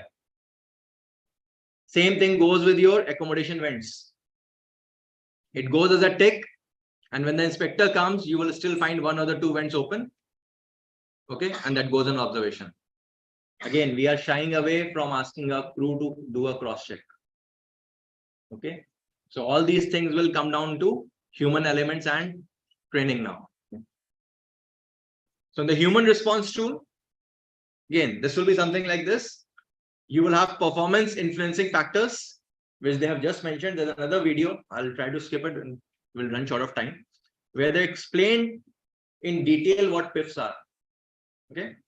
So every time there is a observation or response that he has to put in related with human, he will be given PIFs. Now PIFs can be positive as well as negative.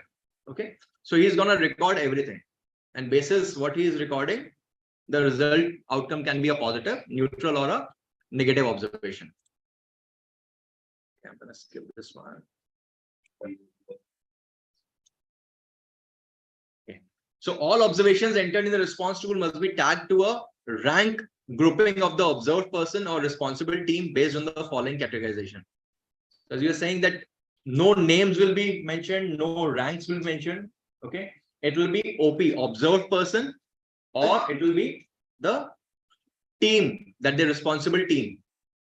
Okay, so they will be remarked as senior deck officers, junior deck officers, senior engineer officer, junior engineer officer, rating, deck team, or engine room team. Okay, and similarly, the observation can be checked for any historical task. Okay, because if he's checking the records and he's finding, so observation should not come on you, because many times in VIQ 7, what was happening? The observation was like he has checked the record 6 months back and the crew has already signed off. But still the recording was that the present crew has done it. Okay, so now it will be, they will be checking the historical and it will be recorded accordingly. So the execution of a task or activity should be considered to exceed expectations if one or more PIFs enhance the execution of the task. Okay, so as I said, it will be a positive. In the video also, they have shown that they are not coming here to find faults, but they want the vessel to perform in a nice way. Okay, the execution of a task or activity should be considered as expected when PIF do not impede the execution of the task. The execution of a task or activity should be considered as largely as expected when one or more PIFs may affect the execution of the task, but do not impede the execution of safety criticality of the task or activity or any of the associated steps. Then the execution of the task or activity should be considered as not as expected when one or more PIFs significantly impede the execution of the task.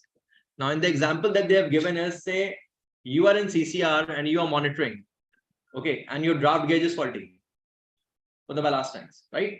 Or your ullage SAB is not working. Okay, so definitely you're not able to see properly. But you have one person standby on top of the tank with a UTI or MMC. Okay, so this is a positive. Okay, but again, it will again be an observation because one of your equipment is not working, so it will be going in the hardware. Okay, then they may again ask you a question: if it is not working, what is the corrective action that you are taking? Right? What does the company SMS says if something like this goes wrong? Okay, whether you are supposed to have 2 UTIs or 3 UTIs, then they may jump into calibration of the UTIs. Okay, so that is how from one question they can keep on going into depth of it. So this is already cleared. Okay, so this is how, whenever they have a human response tool in the tablet, this is how it's going to open up. So what we see in here is rank grouping. Okay, it does exceed expectations. Execution of task was as expected. Execution of task was largely as expected. Okay, so now whenever he's putting exceeded or as expected or largely expected, he has to put a mandatory comment. He cannot just put a drop down. He has to put why he expects this thing. Okay, and then when it is not as expected, then mandatory negative comment required. Okay, now from the PIFs, he has to select that basis which PIFs it is, he is deciding it is exceeded or it is not as exceeded. Okay.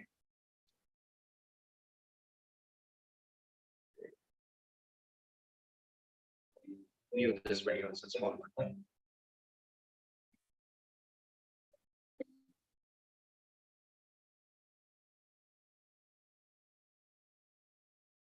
In this presentation, we will look at what the inspector reports.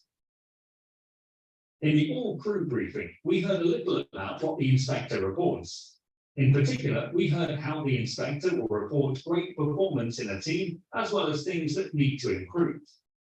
You'll remember that we also talked about not recording the names of people involved and not blaming people when they did not execute a task well. Let's look at what the inspector reports and why it's so important to avoid blame. First, let's look in more detail at what the difference is between the different observations. If an inspector makes an exceeds expectation observation, they have probably seen a situation where there are healthy performance influencing factors, or PIFs, that would make the task very reliable. As expected observations are most common and suggest the task was executed okay on the day, and there didn't seem to be any healthy or unhealthy PIFs to affect the task reliability. A largely as expected suggests the inspector has seen unhealthy PIFs that could potentially impact the reliability of the task, but probably didn't affect the critical aspects. For example, there may be a procedure that's a bit unhelpful and bulky, but when it comes to the critical step, it's very clear. This type of response tells you there are opportunities to improve something that could cause problems in the future. Finally, if the execution of a task is not as expected, the inspector has seen issues or PIFs that make mistakes more likely or don't support the task. Then we have an opportunity to make the PIFs healthy, making the task more likely to be successful. Here's an example of what the inspector has seen and reported. The SIRE-2.0 question is, were the master and navigating officers familiar with the company procedures for the setup and operation of the ECDIS units, and were records available to show ECDIS has been operated in accordance with them? What the inspector observes is that the navigator understands the ECDIS system well, but there is a gap. The vessel doesn't routinely verify the satellite positioning, and that's a problem, because GPS signal can wander, and then a vessel might find itself in the wrong position compared to hazards. When the inspector consults the company management system, they see there are options for verifying position, but they aren't very clear about the preferred method or frequency. From the discussion, the inspector notes two unhealthy PIFs. The criticality of this task hasn't been recognized, and the procedures aren't helpful. The inspector records this as not as expected. To tackle this observation, we would need to address the unhealthy PIFs by recognizing that this is a critical task that requires better guidance on the frequency and type of method that a vessel would need to be doing to verify GPS positioning. Here's another example covering under-keel calculations. The SIRE 2.0 question is, does the operator provide guidance on minimum UKC and slots? Here's an interesting case. There was actually a mistake in the under-keel clearance calculation, but the inspector ranked it as expected. How is that? We've accepted that people make mistakes. That's just a part of life. There was an independent check of the UKC, a second calculation, that detected the error. The inspector felt that the criticality of the UKC was recognized, particularly the critical step of checking the calculation results, and this is supported by the master saying that there is a routine cross-check. But it doesn't stop there. Realizing that the vessel can't meet the minimum under-keel clearance, the vessel immediately informed the company and the port authority. They conducted a risk assessment, and with information from the port authority, the vessel could adjust its speed to make safe passage through the river section. The inspector felt that this chain of events was a healthy indication of good team dynamics, communication, and coordination. The inspector records this as expected. There is no strict rule for how many performance influencing factors or PIFs would trigger a not as expected, or how well the task has to be executed to warrant an exceeds, but there are some things you can bear in mind. The inspector knows that the person they are observing is just the tip of the iceberg of the conditions that will ensure a task gets done reliably. They're looking for evidence that these conditions are there to help people be successful in the task. As expected is the most likely response for most tasks. As long as the task does what it's intended to do, it might warrant an as expected. The task may have been demonstrated or explained by someone, and it meets the intent of the requirements, even if there is the odd bit or detail missing here or there. In our galley example, the task to check and change the ventilation filters was being done, even if not everybody knew what was required. In the same example, the galley assistant was able to show how to extinguish a pan fire with a blanket, even though there was a reminder from the inspector to keep the face clear. On both occasions, that task was being done, and there were no particular issues. Of course, everybody wants to exceed. Exceeding means that the task is being done, and there's also evidence of systematic reasons why it is very effective and reliable. Perhaps the galley crew exceed expectations. Maybe they tell the inspector that anybody can use any extinguisher method, and they have a monthly stand down to practice a variety of techniques. They talk about a weekly sweep of the kitchen, checking that fire doors aren't latched in the open position or fire extinguishers aren't blocked with cleaning gear. Or maybe they describe a condition they weren't happy with, which was acted on by the company. There is evidence of systematic reasons for the tasks and the kitchen being in the excellent condition it's in. If a task is not as expected, it primarily means that the task isn't working, or there is something which makes the task unreliable. In our satellite positioning system example, we saw that the officer was very well versed in the ECDIS operation, but the verification of the satellite positioning wasn't being done. This was not necessarily an issue with the officer. They are under the impression that verification is only needed when there's a problem, but there is some uncertainty in the guidance from the company. With a largely as expected assessment, the task is probably executed okay, but there are some ifs that could cause problems in the future. Let's say that the officer does do verification, but the frequency is inconsistent, and the procedure is unhelpful about method and frequency. An inspector might decide that the task is carried out acceptably, but with a different officer or different circumstances in the future, maybe it would fall through the gaps.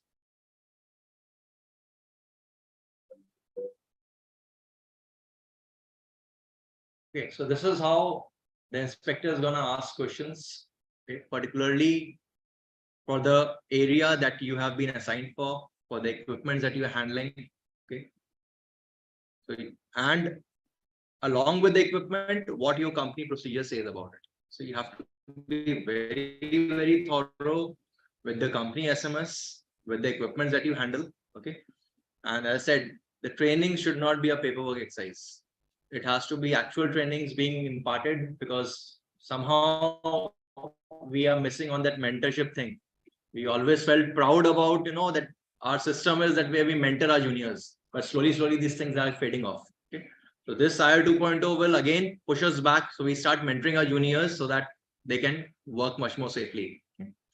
So all crew here again, they are interviewed and assessed. Okay. Now there are a few questions that they have put. What atmosphere check should be done when entering enclosed space? As I asked you, what all gases that you will check? Now, if you say some gases, do you have those tubes, right? What is the company's requirement, minimum requirement to gas detection systems or tubes that you have to maintain on board? Okay. Then what approval is mandatory before entering enclosed space? What checks should be done when preparing to rig the accommodation ladder? What procedure should be followed if a fire occurs in the paint store? What is the condition of chain blocks and slings verified prior using them? So these are the basic things that they may ask us. And what is happening in VIQ 7 was we were just verifying the records.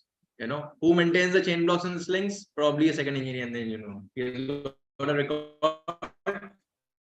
Okay, he just goes, okay, the safety clutch is okay, looks good. But now he's going to ask people how you're going to use it. Okay, what checks do you do before using it? Okay. I'm going to skip this one as well. Okay, now TMSA, as I was discussing, TMSA is being linked to SIRE 2.0. Okay. So where KPI has a connectivity to SIRE 2.0, question will be colored. So for a stage 1, it will be red in color in this tablet. Stage 2 will show dark blue. Stage 3 will show light blue. Stage 4 will show green. If the KPI holds no connectivity to question, that will be shaded out as gray. Okay. Now element 4B does not exist in the present TMSA 3, but has been generated as an amendment for SIRE 2.0 and relates to machinery space management. Okay. So especially now companies who are TMSA compliant also, since it is element 4B is not there, if they have to prepare for SIRE 2.0, this 4B has to be included into the SMS. Now these are just for reference TMSA connectivity. That certification is going under element 4 and 12. Crew management goes under 1 and 3. Navigation communication goes again 1 and 5. Safety management goes in all these. Pollution prevention goes is 1A, 3, 6, 10, and 11. So this will be more relevant for shore staff.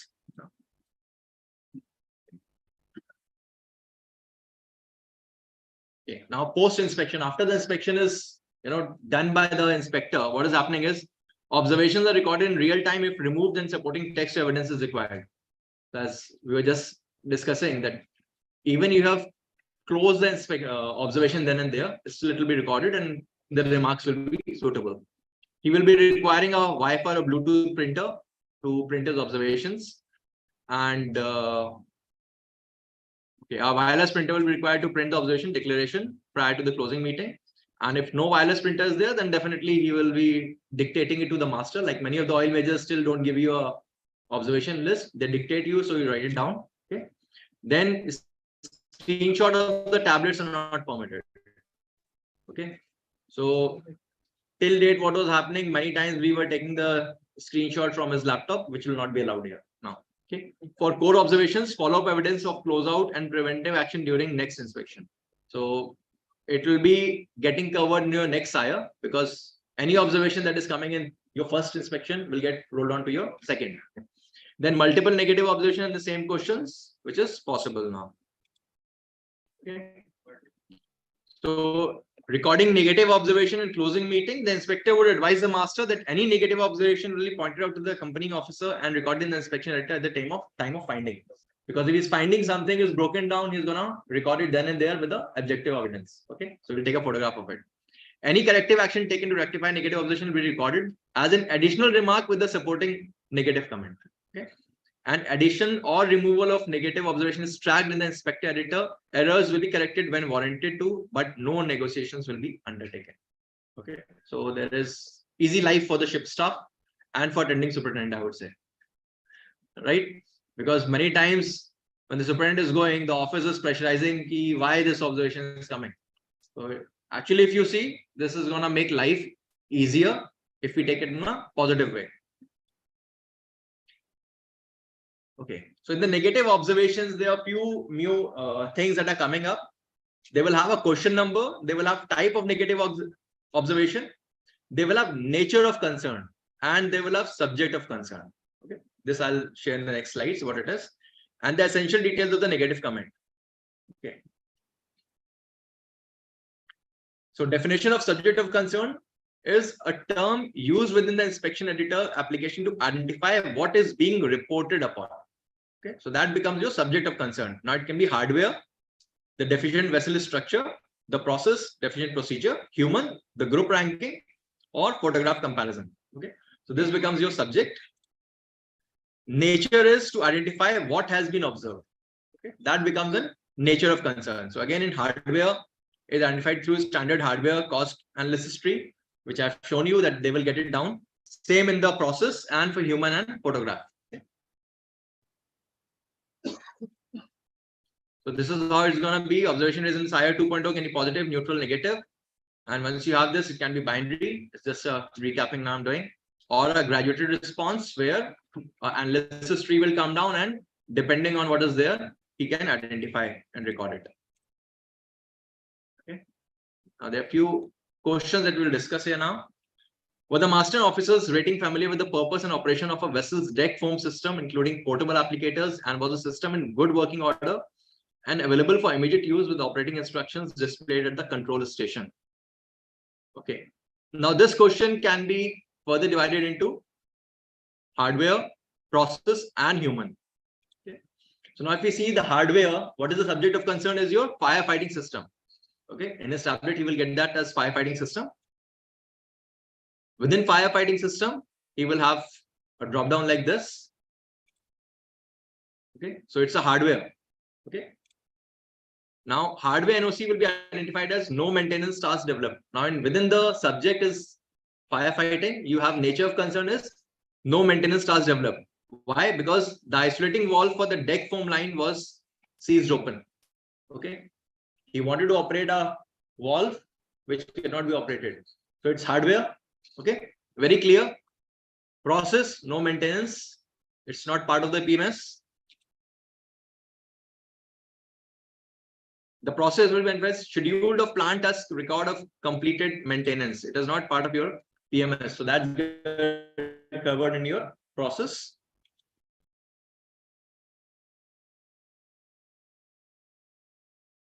This is the process accuracy in the drop down, the procedures accuracy or correctness. That is what he's identifying from his drop down tree. So the deck foam line firefighting system was included in the vessel's PMS, but there was no task created for the inspection and maintenance of the deck foam line isolating valves. Okay, so that is what he has identified from there. Then the human SOC will be identified from the option listed below. More than one option can be selected. So the OP was not familiar with the location of the isolating walls in the deck form line. This can happen, right? So these are the examples which OCR will again themselves. Okay. So here it says recognition of safety criticality of the task. Second is procedures accessible, helpful, understood, and accurate for task. Okay. So this is what. For senior officer, senior officer. Come again, sir. The senior officer interest either. You can get it. You can get it. You can rent multiple. He can always write it. Because see, if we say third officer is the maintenance officer, rather chief officer is the maintenance officer, third officer is the one who assists him. Right. Similarly, like when we say on shifts, we say is medical officer. Who is the medical officer? Okay, and second officer? Assistant. But actually what happens, everybody calls second officer first. Right? So it's similar like that. Now, since we are talking about fire line and foam system, just a quick question. All tanker hands, when we rig our foam monitors at berth, where do the foam monitors point at? Everyone? Why?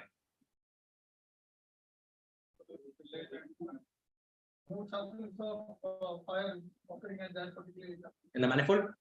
Okay. So we are always pointing our foam monitors towards the manifold, right? Now, if you point it down, what happens? Has anyone given you any suggestions that it should be always pointed towards the manifold?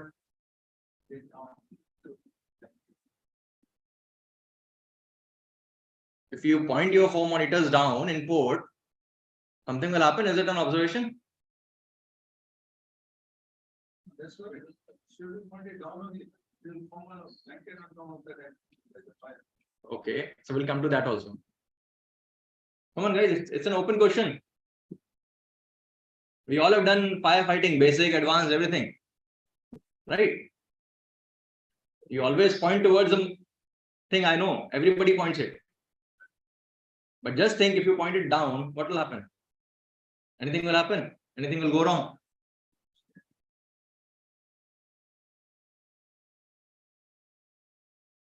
Okay, let me ask you another question. When there's a fire with the manifold, it's an oil fire. All engineers, what are we gonna use? Foam, right? So what do you start first? Your fire pump or your foam pump? Fire pump. Okay. So now when you open your foam monitor, what will come out first? Water. Now if you point your foam monitors towards the manifold where the fire is, what is going to go there first? Foam or the water? What is boil off? Have we learned about boil off in firefighting? So are we trying to extinguish the fire or make it bigger? But it actually happened with me that I tried to keep it down, and somebody told me that why it is not pointing up. Okay, so that is the reason I'm just explaining this thing, that this wants to go out now fast. See, it went off very fast. Okay. Okay, so makes sense. So at least now when you go on the ship, please point it downwards. Allow the foam to come. It's not going to take you 3-4 seconds to move your foam monitor if it's free. Right? Okay, so on this example, 3 negative observations were recorded in the question 5.2.15 as following. Okay, that the isolating valve for the deck foam line was seized open. The deck foam firefighting system was included in the vessel's PMS, but there was no task created for the inspection and maintenance of the deck foam line isolating valves. The observed person was not familiar with the location of the isolating valves in the deck foam line. Okay, so this is how they are going to break a single observation into multiple. Okay. These are few positive observation examples.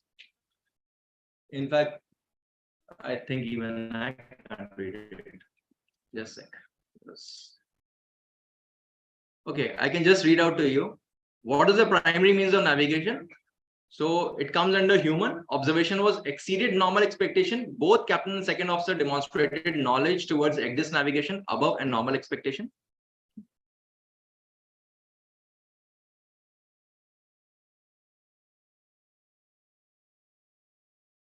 Then was the master navigating officer familiar with the company procedures defining the minimum bridge team composition and engine room operating mode? And were records available to demonstrate the recent voyage have been planned and executed in accordance with company expectations? So again, human observation was easy to follow, procedure developed and well documented in the logbook. So that is how the inspector is gonna record his observations, whether it will be positive or negative. Okay, so just a recap that enhanced administration control, why SIRE 2.0 is coming, because we will have to put in certain information 2 to 3 days before, so the inspector can review it and he can spend more time with us on board just to cross verify and then have one-to-one questions. Okay, upgraded question library. We have an extensive library of questions right now. Okay, revised question format. So the question format will access at 3 levels, which is hardware, process, and human. It's a risk-based vessel inspection program. So we saw in the Bowtie methodology how they are, categorizing depending on the risk criticality, whether the question will be in core, rotational, or conditional, okay, or campaign. And enhanced report content, because now the report that is going to come in is very elaborate. It will actually tell you the competency level of the crew, the training, the company procedures. So it will be too detailed for anyone to review and see how the operators are managing their ships and running them. Okay, so now what is important for the vessel's point of view is familiarization and repetitive training to the crew on SIRE 2.0 program. Okay, focusing only on the questions and then how we can improvise and learn from that. Identify the gaps, concerns, and report to the office. And close follow-up with the focus campaign on SIRE 2.0 question library. From the company side, vessel support, technical inputs and resources. Okay. Now, technical inputs and resources, first of all, we have to upgrade the SMS, the procedures, they have to be in line with TMSA and SIRE 2.0. And OCMF platform, timely update vessels, data and PIQ and other repositories, office staff familiarization.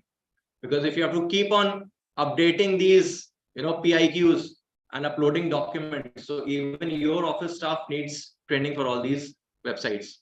And verification of data, it's continuous monitoring and follow by the vessel. Okay, so present emphasis within the industry is mostly about KPIs. As I was mentioning, now there will be no more concept of KPIs and the number of observations raised in inspection. Okay, SIRE 2.0 encourages a move away from the snapshot yes or no approach. So it will be more into a graduated responses. It will ensure observations are given context and will result in more detailed, reliable, granular, and comparable marine assurance data, helping the report recipient better understand how well a vessel is managed based on a qualitative assessment and not the number of observations.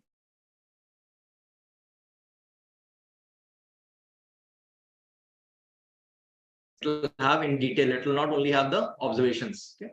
Then OCMF recognizes that this shift requires a change in mindset by all parties and play an active role in facilitating the change.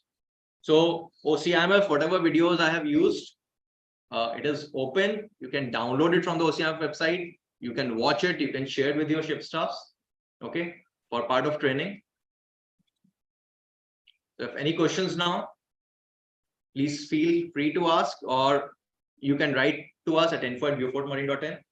Okay, and so with your permission, I'll just share about the global community for a minute after that. I have one question which is really funny. Yes, sir. But I have no way out.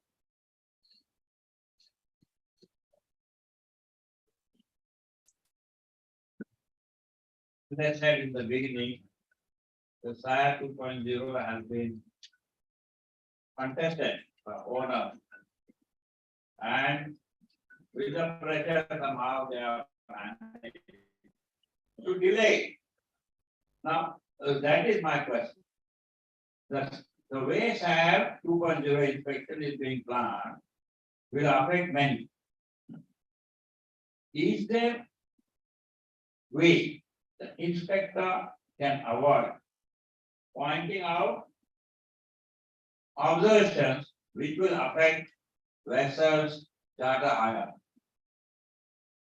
Now, this is really very important because That is the reason why it has not come into force. Now, what I suggest, a person like you should give feedback to the committee. And yeah, you can roll out, but implementation should be after a couple of years, because people will get into practice. That is my say. True, true. So that is the reason if you say they wanted to roll out in 4 stages and they're still on stage number 1. Okay. So the actual implementation will take time, but yes, right now the companies who are volunteering for SIRE 2.0 on their ships, they are going for SIRE 2.0. Correct. So they have actually not said, this is mandatory, and even they're giving you option for SIRE 1 and SIRE 2. Like you want to go with the previous one or the new regime. Okay. And what you rightly said is, with this inspection, yes, the charter rates will definitely get affected. If I talk about Indian owners for whom we have done the TMSA gap analysis and prepared them, now even the Indian oil majors, they want operators who have TMSA compliance. Okay.